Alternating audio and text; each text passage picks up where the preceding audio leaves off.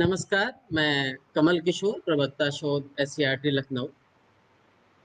आज हम लोग डीएलएड द्वितीय सेमेस्टर का एक महत्वपूर्ण चैप्टर जिसका नाम है अम्ल, क्षारक और लवण, इसके बारे में पढ़ेंगे। हालांकि हम लोग इस चैप्टर के बारे में अम्ल तथा क्षारक के बारे में पढ़ भी चुके हैं। इसके बाद हम लोग लवण को कंटिन्यू करेंगे, लेकिन इससे पहले कुछ कोई रिकैप हो जाए जिससे कि सॉल्ट से जोड़ने में आसान रहे। जैसा कि हम जानते हैं कि अम्ल क्या होते हैं। हमने जाना था कि अम्ल की क्या विशेषताएं होती हैं। अम्ल स्वाद में खट्टे होते हैं, लाल लिटमस को नीला कर देते हैं। अब ये जो दो प्रॉपर्टी हमने बात की कि अम्ल स्वाद में खट्टे होते हैं, लाल लिटमस को नीला कर दें, ये एक्सपेरिमेंट पर आधारित हैं। हमें एक्सपेरिमेंट करना पड़ेगा, तब हमें पता चलेगा कि कोई पदार्थ अम्ल है कि क्षार। अब हम ये जानना चाहते हैं कि कारण क्या है इस प्रॉपर्टी का। तो इसके लिए एक्सपेरिमेंट किए गए और हम लोगों ने देखी भी थी रिएक्शन की। जो अम्ल होते हैं वो सक्रिय धातुओं से अपक्रिया करके हाइड्रोजन गैस बनाते हैं, और उससे हमने निष्कर्ष निकाला था कि जो अम्ल होते हैं उसमें हाइड्रोजन आयन होते हैं, और जो क्षारक होते हैं वो जल में घुल के OH माइनस आयन देते हैं। तो इस प्रकार से हम कह सकते हैं कि अम्ल जो है वो जल में घुलने पर हाइड्रोजन आयन देते हैं, और अगर किसी अम्ल की क्षारक से अपक्रिया की जाए तो वो उदासीन हो जाता है, उसका ये गुण खत्म हो जाता है। फिर हमने देखा था कि जो अम्ल है वो मुख्यतः दो प्रकार के होते हैं। एक प्राकृतिक या कार्बनिक अम्ल, ये हमें प्लांट्स या एनिमल्स में मिलते हैं, जैसे सिट्रिक अम्ल नींबू फैमिली के जो भी पौधे हैं उसमें मिलते हैं। फार्मिक अम्ल चींटी में होता है और पौधों में भी। लैक्टिक अम्ल दही में, एस्टिक अम्ल विनेगर में। इसी प्रकार से जो खनिज अम्ल हैं दूसरे होते हैं खनिज अम्ल, जो लैब में बनाए जाते हैं। इनको खनिजों से प्राप्त किया जाता है, जैसे सल्फ्यूरिक अम्ल जिसे तेजाब भी कहते हैं, नाइट्रिक अम्ल, हाइड्रोक्लोरिक अम्ल आदि। ये खनिज अम्ल कहे जाते हैं, और ये मुख्यतः प्रबल होते हैं, स्ट्रांग होते हैं।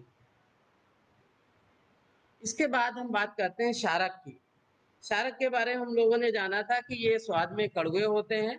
अगर इनको पानी से मॉइस्ट करके अगर हम रब करें उंगलियों के बीच, तो हम देखते हैं कि साबुन जैसे स्लिपरी टच होता है इनका।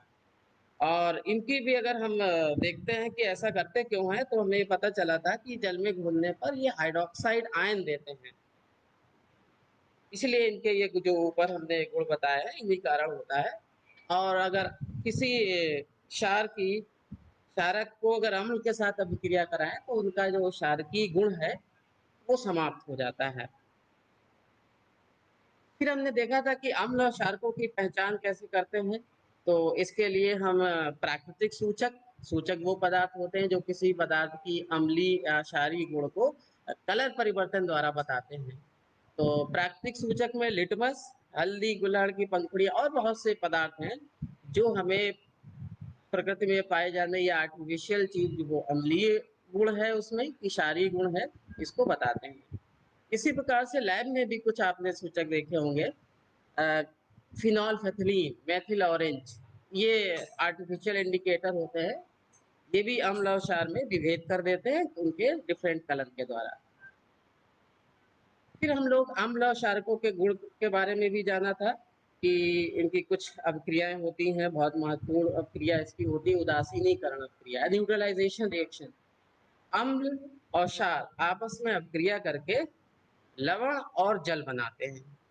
जैसे एक बहुत वेल नोन अभिक्रिया आप पढ़ते चले आ रहे हैं शुरू से ही, इसमें हाइड्रोक्लोरिक अम्ल और सोडियम हाइड्रोक्साइड की अभिक्रिया करके NaCl, H2O और डेल्टा का मतलब है हीट, ऊष्मा उत्पन्न होती है। जब भी कोई रासायनिक अभिक्रिया होती तो या तो हीट ऊष्मा निकलती है या तो अवशोषित होती है। तो यहाँ पर ऊष्मा अवशोषित होती है। धातुओं से भी अभिक्रिया करते हैं हम, जैसे जिंक मेटल अगर हम हाइड्रोक्लोरिक अम्ल के साथ अभिक्रिया कराएं तो ZnCl2 और हाइड्रोजन गैस। ऐसे ही जिंक की रिएक्शन हम NaOH से कराएं तो भी सोडियम जिंकेट और हाइड्रोजन। लेकिन ये सभी जो अभिक्रियाएं हैं सभी धातुओं के साथ संभव नहीं है, लेकिन ये रिएक्शन होती हैं। धातु कार्बोनेटों तथा बाइकार्बोनेटों के साथ अपक्रिया। अम्ल और क्षार, जो अम्ल होते हैं स्पेशली वो धातु कार्बोनेट, जैसे सोडियम कार्बोनेट, सोडियम धातु है, CO3 को कार्बोनेट कहते हैं, इसलिए हम बोलते हैं धातु कार्बोनेट। बाइकार्बोनेट जैसे NaHCO3, बेकिंग सोडा जिसको हम कमर्शियल नेम है, इसकी अगर किसी अम्ल से अभिक्रिया कराएं तो सॉल्ट, वाटर और कार्बन डाइऑक्साइड गैस निकलती है। ये भी अम्लों की अपक्रिया है। फिर हमने अभी हम पहले ही डिस्कस कर चुके हैं कि जो अम्ल होते हैं अगर उनको जल में घोला जाता है तो वो वियोजित होते हैं और हाइड्रोजन आयन देते हैं, और जो क्षार होते हैं इनको जल में घोलने पर ये हाइड्रोक्सिल आयन देखते हैं। तो आप ये रिएक्शन देख सकते हैं, HCl प्लस H2O, इसे रिएक्शन से बना है H3O plus plus Cl। H3O plus इसको हाइड्रोनियम आयन कहते हैं। होता क्या है कि HCl पहले ब्रेक होगा H प्लस आयन और Cl माइनस आयन में, लेकिन H प्लस आयन बहुत एक्टिव होता है, सक्रिय होता है, वो अकेला नहीं रहता, तो वो जल के अणु के साथ कंबाइन कर लेता है, जुड़ जाता है और H3O प्लस बना देता है। ऐसे ही क्षार जो होते हैं वो अगर उनको घोला जाता है तो OH माइनस आयन देते हैं। एक और इम्पॉर्टेंट चीज है कि जो बेस हैं या क्षारक होते हैं, तो जो क्षारक जल में घुल जाते हैं उनको एक और नाम दिया जाता है क्षार। क्षारक और क्षार, या क्षारक को बेस कहते हैं और क्षार को एल्कली। फिर हम लोग यहाँ देखा था कि किसी पदार्थ में अम्लीय गुण है कि क्षारीय गुण है, वो अम्ल है या क्षार है, ये हम इंडिकेटर से पता कर सकते हैं। वो नेचुरल इंडिकेटर भी हो सकते थे जैसे लिटमस वगैरह, और आर्टिफिशियल फिनोल्फेथिलीन। लेकिन अगर हमें पता करना कि कोई जो अम्ल है वो प्रबल है कि दुर्बल है, ऐसी क्षार जो है वो प्रबल है कि दुर्बल है, ये कैसे जानना? ये जानने के लिए हमको अभी हम लोग पढ़ चुके हैं कि जो अम्ल होते हैं जल में घुलने पर H प्लस आयन देते हैं, और जो क्षारक होते हैं वो OH माइनस आयन देते हैं। तो अगर हम क्या ऐसा कर सकते हैं कि जलीय अम्ल या क्षार के विलयन में आयन H प्लस आयन या OH माइनस आयन की सांद्रता, कंसंट्रेशन पता कर सकते हैं? मतलब किसी अम्ल को हमने जल में घोला और उसने कितने H प्लस आयन बनाए, कितनी गिनती है पर लीटर में कितने H प्लस आयन दिए किसी अम्ल ने या किसी क्षार ने, ये पता कर सकते हैं। और दूसरा कि अगर हम ये पता कर लेते हैं उसके बाद क्या हम प्रबलता भी पता कर सकते हैं? तो यही देखा गया। तो इसके लिए एक मेथड, एक साइंटिस्ट सोरेनसन, उन्होंने एक मेथड डेवलप किया। उन्होंने कहा कि अगर हम किसी अम्ल या क्षार के जलीय विलयन में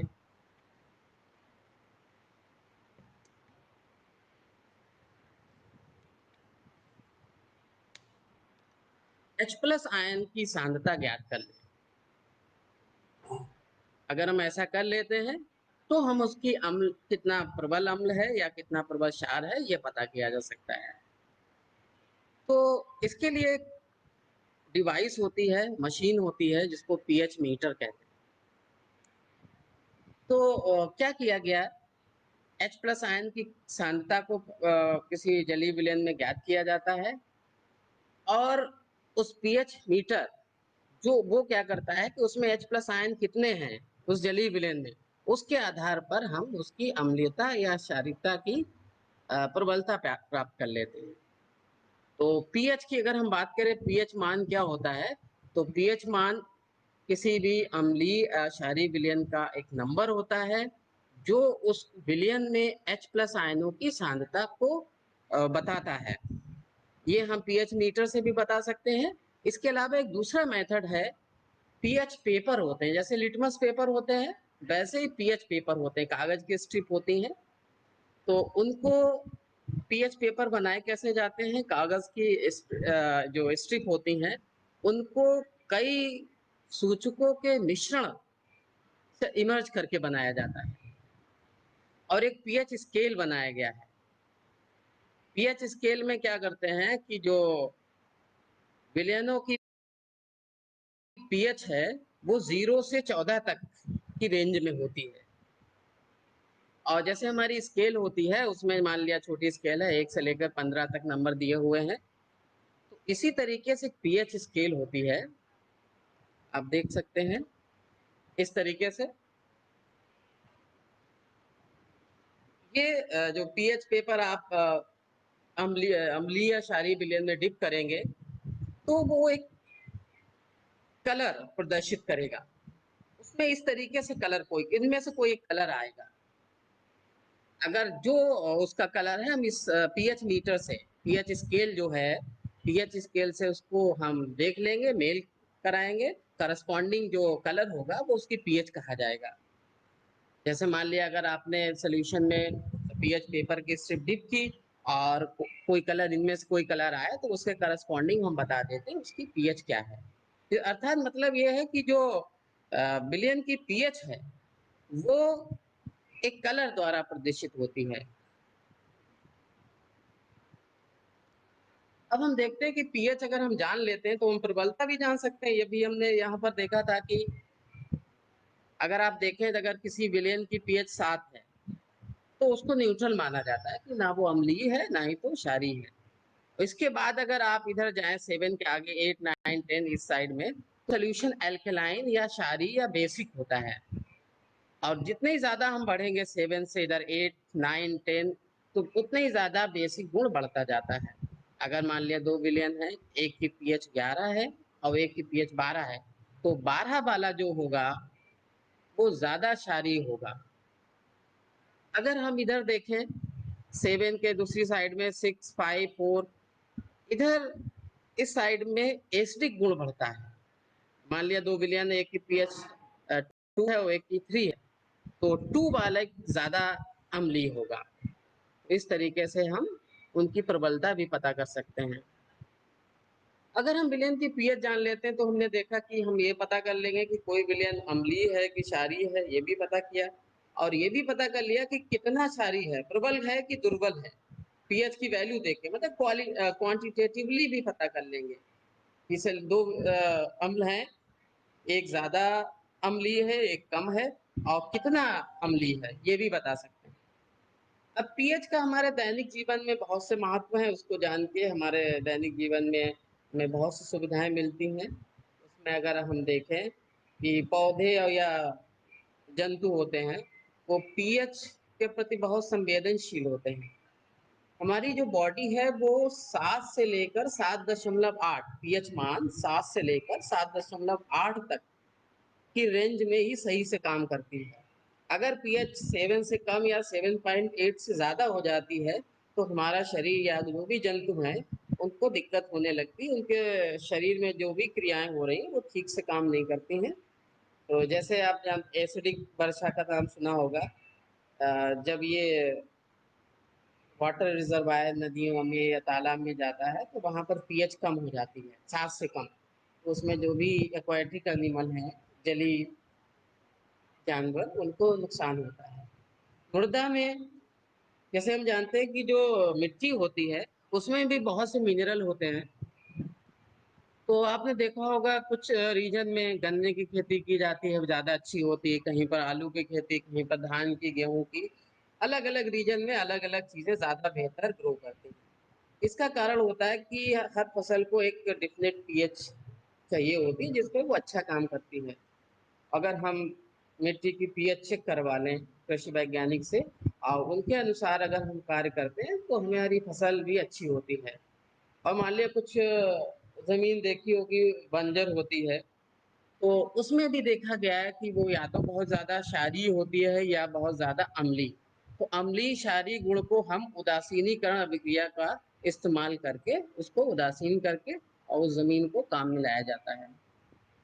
हम जानते हैं कि हम जब खाना खाते हैं तो कुछ पार्टिकल हमारे मुंह में फंसे रह जाते हैं, और रात को जब हम सो जाते हैं तो ये फूड पार्टिकल, इनका डिकम्पोजिशन होता है और बैक्टीरिया इन फूड पार्टिकल से एसिड बनाते हैं।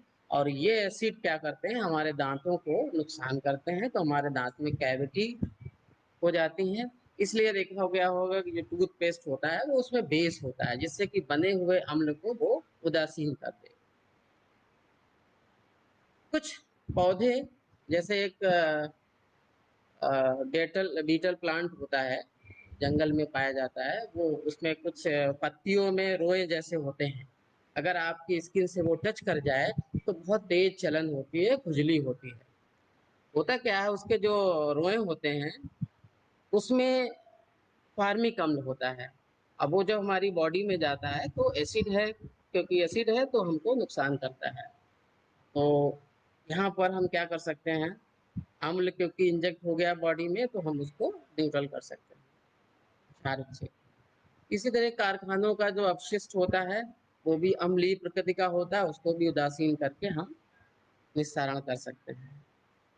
तो ये था अम्ल और क्षार की डेफिनेशन के बारे में हमने जाना। अब जो हमारा मेन टॉपिक है लवण या सॉल्ट, इनके बारे में जानते हैं। अभी अम्ल और क्षार की अभिक्रिया में हमने देखा कि जो अम्ल और क्षार आपस में अभिक्रिया करते हैं तो दो उत्पाद या प्रोडक्ट बनते हैं। एक होता है सॉल्ट और दूसरा जल, और इसमें ऊष्मा भी निकलती है।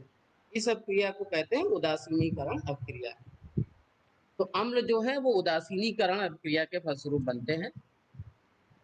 अब क्योंकि उदासीन हो गया है तो हम ये उम्मीद करते हैं कि जो लवण होगा वो उदासीन होगा, वो ना ही तो अम्लीय होगा ना ही तो क्षारीय होगा। लेकिन ऐसा हमेशा होता नहीं है। ऐसा देखा गया, अगर हम पीएच देखें तो कुछ लवणों की पीएच 7 आती है और कुछ की पीएच 7 से कम भी आती है और कुछ की 7 से ज्यादा। ऐसा क्यों होता है? अगर हम एक प्रबल अम्ल तथा एक प्रबल क्षार की अभिक्रिया कराते हैं तो उससे जो लवण बनता है वो उदासीन होता है, और उसकी अगर हम पीएच मेजर करें तो वो 7 आती है। जैसे सोडियम क्लोराइड NaCl, जो टेबल साल्ट है, कॉमन साल्ट कहते हैं, ये न्यूट्रल होता है। ऐसे ही अगर सॉल्ट अम्ल प्रबल है और क्षारक दुर्बल है, तो क्योंकि अम्ल प्रबल है तो ये पूरी तरीके से उदासीन नहीं होगा, तो जो सॉल्ट बनेगा उसमें थोड़ा अम्लीय गुण रहेगा। तो इसका मतलब ये कहा जाएगा ये जो सॉल्ट होगा वो अम्लीय सॉल्ट होगा, और अगर अम्लीय है तो उसकी पीएच 7 से कम होगी। जैसे अमोनियम क्लोराइड, अमोनिया एक क्षारीय नेचर की गैस है और HCl एक अम्लीय है, अम्ल होता है। क्योंकि HCl अमोनिया से ज्यादा प्रबल है तो एक प्रबल है एक दुर्बल है, तो इससे बना हुआ लवण अम्लीय होगा। इसी तरीके से दूसरा आप देख सकते हैं कि अगर अम्ल दुर्बल है और क्षारक प्रबल है तो इससे बना हुआ लवण क्षारीय होगा। जैसे अमोनियम एसीटेट कैसे बनता है, ये एसिटिक अम्ल और अमोनिया, तो अमोनिया वीक बेस है। और ये अमोनियम एसीटेट ना करके हम एग्जाम्पल इसका ठीक नहीं है, सोडियम हम कह सकते हैं, सोडियम कार्बोनेट। तो सोडियम कार्बोनेट जो होता है उसमें ऐसा हो सकता है। अब हम कुछ जो दैनिक जीवन में जो लवण इस्तेमाल होते हैं उनके बारे में जान लेते हैं। जैसे बहुत कॉमन लवण होता है सोडियम क्लोराइड, या इसको टेबल सॉल्ट, कॉमन सॉल्ट भी कहते हैं, या रॉक सॉल्ट भी कहते हैं। वैसे ये मेनली जैसे इंडिया में तो ये सी वाटर से ही बनाया जाता है, सी वाटर का इवोपरेशन किया जाता है। हम जानते हैं कि समुद्र में बहुत ज़्यादा सॉल्ट ज़्यादा अमाउंट में होते हैं। कहाँ से आते हैं? जो रिवर्स पानी लेके जाती हैं, तो जानते हैं मृदा में बहुत से सॉल्ट घुले होते हैं, तो जो भी सॉल्ट होते हैं वो उसमें घुल जाते हैं और नदियाँ उनको ले जाके समुद्र में छोड़ देती हैं। तो वो पानी बहुत सॉल्टी होता है। लेकिन उसमें केवल NaCl नहीं होता है, उसमें बहुत से सॉल्ट होते हैं, सोडियम क्लोराइड और potassium chloride, magnesium chloride, iodide, बहुत से सॉल्ट होते हैं। तो इससे हम क्या करते हैं, सी वाटर को इवोपरेट करके जो सॉल्ट मिलेंगे उसमें से सोडियम क्लोराइड को सेपरेट करते हैं, तो ये हम प्योरीफाई कर लेते हैं सोडियम क्लोराइड को। और भी दो नाम हम लोग सुनते हैं, एक होता है सेंधा नमक, या इसको लाहौरी नमक भी को बोलते हैं। तो ये क्या होता है, या हिमालयी नमक भी बोलते हैं इसको। ये पंजाब रीजन में, लाहौर, पाकिस्तान के लाहौर वगैरह में ज़्यादा अमाउंट में पाया जाता है, और ये रॉक्स के फॉर्म में होता है। इसमें 96 से 99% तो सोडियम क्लोराइड ही होता है। इसके अलावा भी उसमें कुछ चीज़ें होती हैं, जैसे आयरन, मैंगनीज, आयरन सल्फेट वगैरह भी इम्प्योरिटी के फॉर्म में मिले हुए होते हैं। एक और सॉल्ट आपने सुना है, काला नमक, या इसको सुलेमानी नमक भी बोलते हैं। ये भी रॉक्स, इसकी भी माइनिंग की जाती है। इसमें भी जो मैक्सिमम पार्ट सोडियम क्लोराइड का ही होता है, और इसमें आपने देखा होगा एक स्पेशल स्मेल होती है, महक होती है। वो स्मेल इसमें सल्फर कंपाउंड की वजह से होती है, जैसे iron sulphide, sodium sulphide, S और बहुत से सॉल्ट घुले होते हैं इम्प्योरिटी के फॉर्म में। ये भी मेन इसमें सोडियम क्लोराइड ही होता है, और कुछ और इम्प्योरिटी भी होती है। अब हम बात करते हैं जो सोडियम क्लोराइड है, नमक, खाने का नमक, ये बहुत ही ज्यादा महत्वपूर्ण चीज है। ये खाने के काम तो आता है, इसके अलावा बहुत से दूसरे रासायनिक पदार्थ, केमिकल्स इससे बनाए जाते हैं। ये कच्चा माल का काम करता है अदर पदार्थ के लिए। जैसे हम सोडियम क्लोराइड से सोडियम हाइड्रोक्साइड बना सकते हैं, कास्टिक सोडा। कास्टिक सोडा किस यूज में आता है? सोप, डिटर्जेंट बनाने का काम आता है, और बहुत से काम आता है। तो इसको बनाने के लिए हम क्या करते हैं, नमक का जलीय विलयन एक विद्युत अपघटनीय सेल में भरा जाता है। ये डायग्राम आप देख सकते हैं। इस डायग्राम में एक जो आप देख रहे हैं डाइल्यूट NaOH सोल्यूशन, एरो की डायरेक्शन थोड़ा सा उल्टी है, यहाँ से NaOH को बाहर निकाला जाता है। तो इसमें सोडियम क्लोराइड का जलीय विलयन, इसको ब्राइन कहते हैं। जैसे शुगर और जल के विलयन को शरबत बोलते हैं, ऐसे ही नमक और जल के विलयन को ब्राइन बोला जाता है, टेक्निकल टर्म है। इसको सेल में भर दिया जाता है, और विद्युत अपघटनीय सेल में कैथोड और एनोड होता है। तो कैथोड और एनोड होते हैं, बैटरी से जोड़ा जाता है, अभिक्रिया होती है। यहाँ पर जो पदार्थ बनते हैं, आप देखिए सोडियम क्लोराइड का जलीय विलयन है, इसमें विद्युत अपघटन किया गया, तो NaOH और Cl2 ये बनते हैं एनोड पर। जो वो एनोड वो पार्ट होता है जो बैटरी के पॉजिटिव एंड से जुड़ा होता है, और कैथोड पे हाइड्रोजन गैस बनती है। देख सकते हैं डायग्राम में, ये इंडस्ट्रियल प्रिपरेशन है, इंडस्ट्री में इस तरीके से बनाया जाता है क्योंकि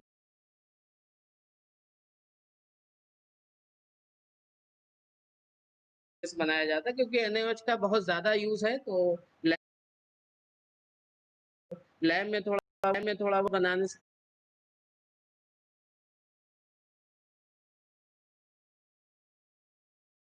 काम नहीं चलेगा। और NaOH का बहुत ज्यादा यूज, सबसे ज्यादा यूज है कि सोप तथा डिटर्जेंट में, पेपर बनाने इंडस्ट्री में, आर्टिफिशियल सिल्क जो है, रेयॉन कपड़ा सुना होगा, उसमें बनाने में इसका इस्तेमाल होता है।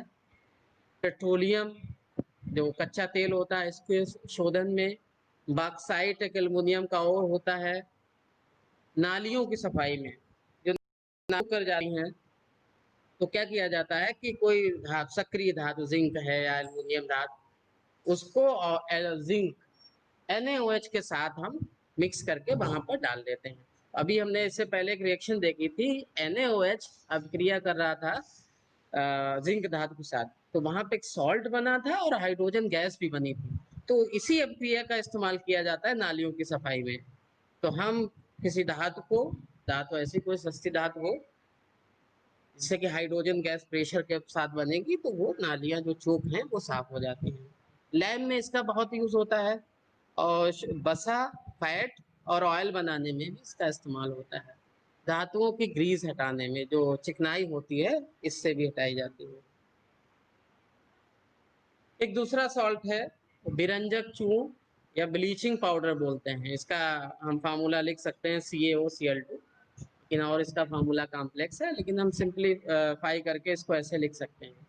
इसको हम बुझे हुए चूने से, कैल्शियम हाइड्रोक्साइड को बुझा हुआ चूना जिसको हम पान के साथ खाया जाता है या पुताई की जाती है, उसमें क्लोरीन गैस पास करके हम बना सकते हैं। ये बहुत इंपॉर्टेंट चीज है। ये वस्त्र उद्योग में ये एक ब्लीचिंग एजेंट होता है। सूती और लिनन, इनका कलर हल्का करने के लिए इस्तेमाल किया जाता है। कागज फैक्ट्री में जो लकड़ी का गूदा होता है, हम जानते हैं कि प्लांट से ही बनते हैं, उसका कलर हल्का करने के लिए, और कुछ ऑक्सीडाइजिंग एजेंट भी है। और ये पानी, जो जीवाणु होते हैं पानी में, पीने के पानी में, इसको मिला के जीवाणुओं को का नाश भी किया जा सकता है। तो इस काम के लिए भी यूज किया जाता है।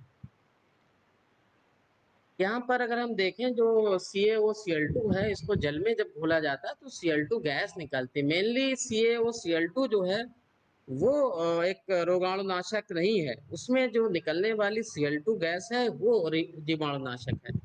इसी तरीके से इस समय हम देखते हैं कोरोना जो महामारी है, उस समय सैनिटाइजेशन किया जा रहा है।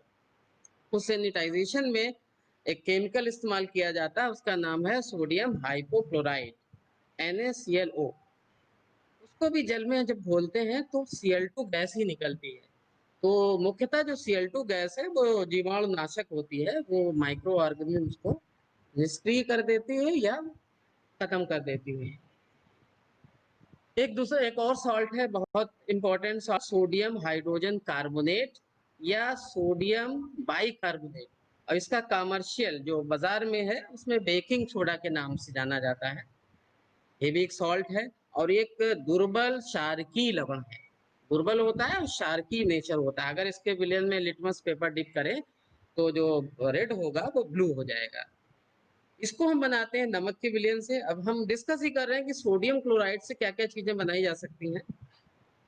सोडियम क्लोराइड का जलीय विलयन और उसमें CO2 और अमोनिया गैस पास की जाती है, तो उससे NaHCO3 और अमोनियम क्लोराइड दो प्रोडक्ट बनते हैं। तो NaHCO3 बेकिंग सोडा ये पानी में नहीं घुलता है, तो ये नीचे बैठ जाता है, इसको बाद में फिल्टर कर लिया जाता है। ये इंडस्ट्रियल, ये औद्योगिक निर्माण की विधि है। इसका इस्तेमाल क्या होता है? बेकिंग सोडा के बहुत सारे इस्तेमाल हैं। एक तो काम है इसमें टार्टरिक, इसको हम बेकिंग पाउडर बनाते हैं। बेकिंग पाउडर और बेकिंग सोडा अलग अलग चीजें हैं। होता क्या है कि बेकिंग पाउडर बनाने के लिए बेकिंग सोडा में हम कुछ अमाउंट में टार्टरी कम मिला देते हैं। बेकिंग पाउडर का टेस्ट अगर आप देखते तो कड़वा होता है क्योंकि क्षारकीय है, तो इसलिए थोड़ा सा अगर इसमें टार्टरी कम मिला दिया जाता है तो इसका ये कड़वा गुण जो है खत्म हो जाता है। घरों में खाने में खस्ता और ये भटूरे वगैरह जो ऐसी चीजें बनाई जाती हैं उसमें इस्तेमाल किया जाता है। होता है क्या, जब इसको गर्म किया जाता है तो ये निम्नलिखित अभिक्रिया होती है। देखिए NaHCO3 प्लस H प्लस आएगा टार्टरिक अम्ल से, और यहाँ पर CO2 और H2O बनेगा। अब जो CO2 गैस होगी वो जो जो भी आपने खाने की चीजें बनाई हैं या ब्रेड वगैरह है, केक, तो ये गैस उसमें निकलेगी। तो जो केक वगैरह है या ब्रेड है वो फूल जाती है और स्पंजी हो जाती है। ये CO2 गैस का इस्तेमाल है यहाँ पर। एंटासिड हम लोग बात करते हैं कि जो अम्ल हमारे स्टमक में HCl भी प्रोड्यूस होता है हमारे पेट में। इसका काम क्या है? बहुत से काम है। जैसे हम कोई हार्ड चीज खा लेते हैं, जो लोग नॉनवेज वगैरह खाते हैं, तो हार्ड चीजें अगर पेट में जाती हैं तो ये उसको सॉफ्ट बनाता है। और कोई बैक्टीरिया फंजाई और कोई माइक्रो ऑर्गेनिज्म जाते हैं उनको भी मार देता है। और एक काम है इसका, दूध को दही में कन्वर्ट कर देता है। जैसे ही दूध हमारे पेट में जाता है तो वो एसिड पड़ता है तो वो दही बन जाता है। इसीलिए देखा होगा बच्चे अगर दूध पीने के बाद अगर उल्टी करते हैं तो दही जैसा बाहर निकलता है, क्योंकि पेट में ये दूध नहीं रुकता है, उसको दही में कन्वर्ट कर लिया। तो ये भी काम है। और पेट में डाइजेशन के लिए पीएच भी निश्चित होती है, ये भी काम करता है। तो जब भी ज्यादा अमाउंट में HCl निकलने लगता है तो इसको न्यूट्रल करने के लिए हम बेकिंग सोडा का इस्तेमाल करते हैं। बहुत से जो केमिकल और बनते हैं एनो वगैरह जो भी है उसमें यही कॉन्सेप्ट इस्तेमाल की जाती है। इसका उपयोग सोडा अग्निशामक, फायर एक्सटिंग्विशर में भी यूज किया जाता है। जो आग बुझाने वाली जो लगी आपने देखा होगा अपरेटस होते हैं, उसमें सोडियम हाइड्रोजन कार्बोनेट NaHCO3 और एसिड भर दिया जाता है। जब हमें जरूरत होती है तो अम्ल और इस बाइकार्बोनेट की अभिक्रिया कराते हैं। इससे पहले हमने देखा था जब अम्ल किसी धातु कार्बोनेट या बाइकार्बोनेट के साथ अभिक्रिया करता है तो लवण, जल और CO2 बनती थी। तो तो यही प्रक्रिया हम उस ऑपरेटर्स में कराते हैं और CO2 गैस बहुत ज़्यादा अमाउंट में एक साथ निकलती है और उस टारगेट जगह पे हम उसको CO2 को कर देते हैं तो वो बुझ जाते हैं, क्योंकि आग बुझाने के लिए हम क्या करते हैं, या तो फ्यूल हटा लें या ऑक्सीजन हटा दें या उसका इग्निशन टेम्परेचर कम कर दें। तो यहाँ पर CO2 गैस ऑक्सीजन को वहां से हटा देती है। अब दूसरा है सोडियम कार्बोनेट।